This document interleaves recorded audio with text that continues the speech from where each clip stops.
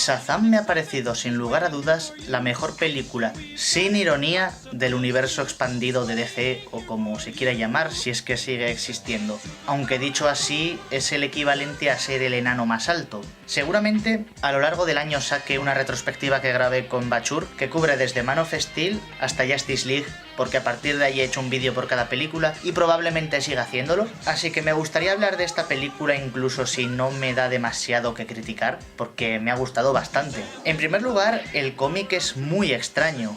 Antes de adaptarse como parte del universo DC, pertenecía a una editorial diferente y era como la competencia directa de Superman antes que Batman. Fue el primer superhéroe en adaptarse a un serial de acción real y creo que también la primera superfamilia. También se llamaba el Capitán Marvel, pero hubo alguna disputa con Marvel Comics y al final lo dejaron en Shazam. Y vista la historia de origen de este personaje, que se ha mantenido consistente a pesar de las reinterpretaciones, estaba claro que no se le podía hacer una película de origen tradicional. Así que el director escogido para adaptarle a la gran pantalla fue David F. Sandberg.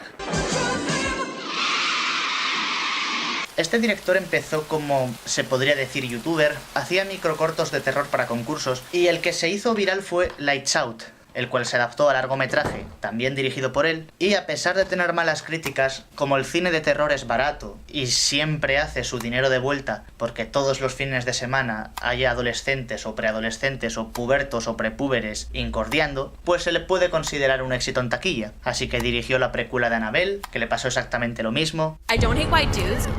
Y ahora está haciendo esto, Shazam. Y se puede decir que también tiene su huella del terror. Había oído que el final de esta película se ponía muy terrorífico, lo cual me desconcierta porque la última vez que había oído insistencias de que el final era aterrador era Ralph Rompe Internet, y ese fue mi mayor chasco cinematográfico en los últimos años. Pero realmente no creo que Shazam se guarde el material terrorífico para el final, sino que te da una probada de ello bastante adelante. Es más, yo diría que el elemento terrorífico sale tan pronto que para el final ya estás completamente desensibilizado. Lo que sí me llama la atención es que el elemento terrorífico de Shazam, que no quiero spoilear porque los trailers no lo muestran, no está hecho con ironía. Son cosas que podrían salir perfectamente en una película del universo del Expediente Warren, de Conjuring y El Conjuro, de lo que creo que pertenece a Annabelle. Y aún así no diría que la película es de terror, sino que el terror está integrado tipo como aparecía en la trilogía de Spider-Man por Sam Raimi, como cuando intentan quitar los tentáculos al Dr. Octopus. Espere,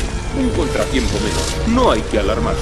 ¡Rosie! En los últimos años se suele decir muy a la ligera que una película es ochentera, y normalmente me causa repelús, porque lo único que quieren decir es que o tienen un soundtrack ochentero o que están todo el rato haciendo referencias a los años 80. Aquí, sin hacer eso, se siente porque la comedia no se basa en referenciar, por ejemplo, a Big. Es más, recuerdo que durante la producción de esta película empezaron a salir muchos artículos de que una escena iba a hacer un tributo a Big. Y por ósmosis cultural, lo único que sé de Big es que es una película en la que Tom Hanks interpreta a un niño que se vuelve Tom Hanks, y la escena más famosa es él tocando un piano con los pies. Ya me estaba imaginando 5 minutos de Shazam saltando para tocar las teclas de un piano gigante, o que como mucho se lo guardarían como el chiste final después de los créditos. De hecho, estoy seguro que si esto hubiese sido una película de Marvel, lo habrían hecho tal cual. Y no solo eso, sino que una conversación más adelante aludiría a eso, tipo que el niño discapacitado le dice: ¡Anda! Has hecho lo del piano, como Big. Y el otro le respondería: ¿Big? Oh, ¿qué Big? ¿Big el gato? Oh, ¿dónde está Froggy? Y se volvería en una especie de escena sin sentido en la que solo sueltan referencias. Ya la primera escena de Shazam muestra que no va a ser una historia de origen por los números. No sigue la fórmula que tantas veces hemos visto. De hecho, la secuencia introductoria está protagonizada por Sivana, el antagonista principal de la película. En los cómics es el científico malvado y horrible arquetípico, por lo que pensaba que el villano sería la parte más floja de la película. Aprovecharían ser estereotípico para no darle demasiada profundidad, aunque subvirtieron con eso porque pillaron al actor Mark Strong. Lo gracioso es que en el doblaje castellano tiene una voz por este estilo, como Serpiente Pliskin o como Wombo. Me llama la atención que a la hora de interpretar a sus villanos, los traductores españoles de DC es como que no saben qué hacer, pero fuera de eso es un villano bastante potente. Y una primera escena que ya muestra demuestra el ingenio de la película a la hora de, sin llegar a reinventar por completo al personaje, evita muchos clichés que hubiera estado justificado seguir. Por ejemplo, en los cómics, la historia de origen de Shazam es que Billy Batson es un niño que por arte de magia y por casualidad, por ser puro de corazón, es teletransportado a un templo donde hay un mago que también se llama Shazam y que le da sus poderes cada vez que dice la palabra Shazam. En vez de eso, lo tratan como una película de terror. El encuentro entre Sivana y Shazam con el mago es como algo que parece sacado de una histeria colectiva. En una película más tradicional hubieran hecho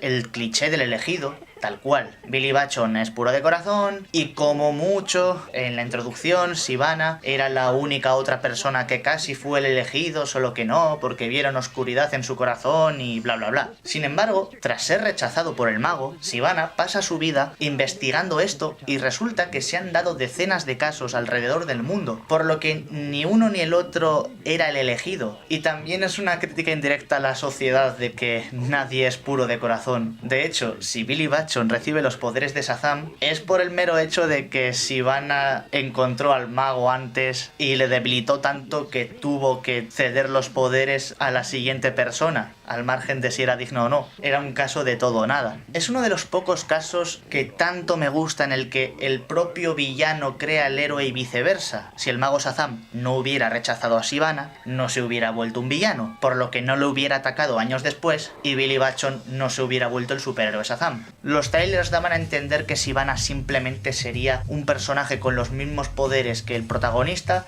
solo que es malo y tendrá un traje negro. Esto sumado a la gran troleada que es anunciar esta película como si fuese una comedia para todos los públicos, para tener luego elementos terroríficos, me hace entender por qué está recibiendo tan buenas críticas. Porque las películas en los 80 eran de ese estilo, les importaba una mierda meter cosas que pudieran asustar a los niños. Mi escena favorita es cuando Sivana por fin obtiene los poderes de Shazam y como al transformarse cambia de actor, es Wismichu y dice: "Ja, ja, ja, ja, esta era mi gran troleada, ahora vuestros hijos están traumatizados para siempre". Bueno, eso no pasó, pero hubiera deseado que la película fuese tan aterradora como para espantar a los críos que no callaban y a sus permisivos y malcriadores padres. Billy Batson. En resumidas cuentas, es una película bien actuada, con personajes niños que no irritan, relaciones enternecedoras entre personajes, un ciclo héroe-villano bien pensado, un humor bien escrito, un tono intencionalmente cheesy, por lo que los elementos oscuros sorprenden todavía más, y se nota que al no querer hacer un episodio intermedio hasta la siguiente película de evento, sacaron lo mejor de ellos mismos sin ningún tipo de limitación. Creo que este debería ser el criterio a la hora de hacer películas de superhéroes. Ahora voy a soltar un par de spoilers que también son comparaciones a mi vídeo sobre Capitana Marvel. Este es el tiempo con el que puedes saltar directamente a la conclusión.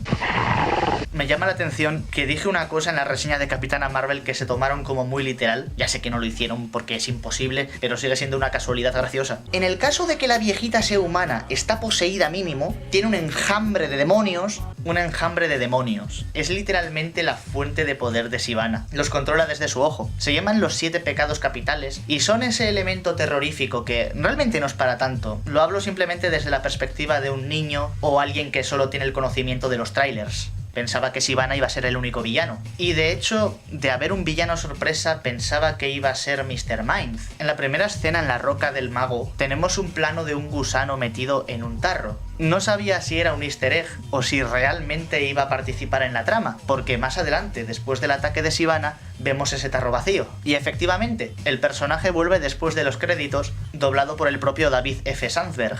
Lo particular de este villano es que protagonizó la historia serializada más larga del cómic en su época, The Monster Society of Evil, que a su vez es el primer grupo de supervillanos previamente establecidos, como los 6 siniestros. Obviamente los supervillanos de Shazam no son demasiado conocidos fuera de Black Adam, pero me encantaría ver en la secuela a Capitán Nazi, a Ivak, al Rey Cool, a Mr. Átomo, a Hogar, a la tía Minerva o a cualquier villano absurdo, porque me da que esto va a ser el equivalente de DC a James Gunn, aparte de James Gunn. Tan solo el concepto de Mr. Mind me encanta. Es un gusano que viene de Venus con una radio antigua, bueno, que en su momento era de la época, colgada de su pechito para hablar mediante ondas mentales, porque tiene el poder de meterse en la mente de la gente y controlarlos. Y en el universo del cómic, antes de que lo comparara DC, fue el causante de la Segunda Guerra Mundial, teniendo esbirros como Adolf Hitler y Benito Mussolini.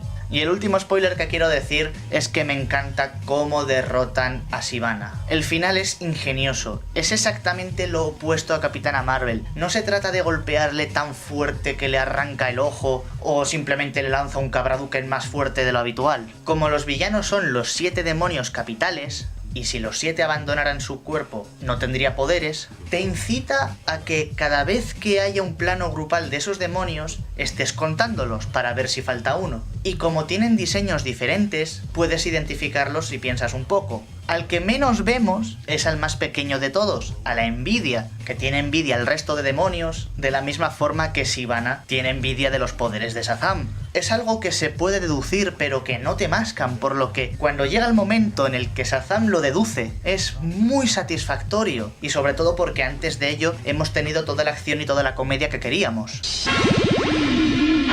En conclusión, comparar a ambos Capitanes Marvel son como comparar a los dos Brolys. Uno de ellos es destructivo, besánico, que no piensa, utiliza la fuerza bruta, y la única personalidad es que es amnésico y tiene todos los power-ups que necesita la trama, mientras que el otro tiene su tiempo. A lo largo de la película vas aprendiendo más sobre su personalidad, como un personaje con dimensiones, antes de ver qué poderes tiene y cuáles son sus límites, por muy chetado que esté. Por cierto, muy pocos protagonistas de películas de Marvel han tenido personalidades interesantes desde la primera película, así que yo no voy a tomar a Brie por un caso perdido. Sé que Avengers Enders Game es demasiado pronto como para que solucionaran algo, pero quién sabe, para la siguiente película en la que salga, que entre en producción, seguramente hayan dado con una personalidad más atractiva. Si realmente el único personaje interesante desde su primera película fue Iron Man y como mucho la Viuda Negra, el resto tardaron al menos 2 películas, así que creo que merece el beneficio de la duda.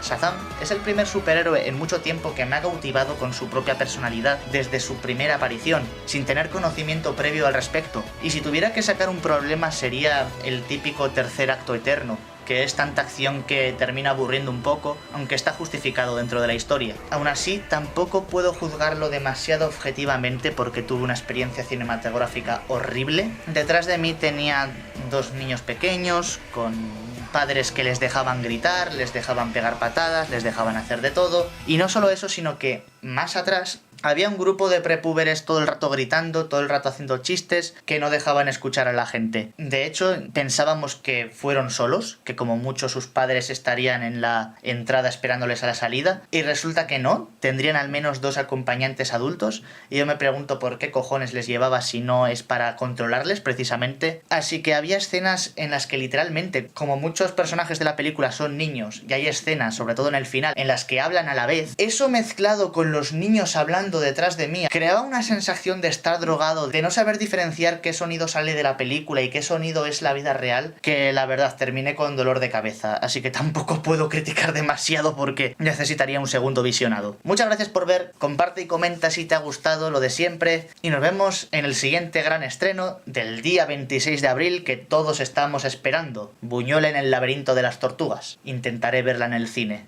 va a ser difícil.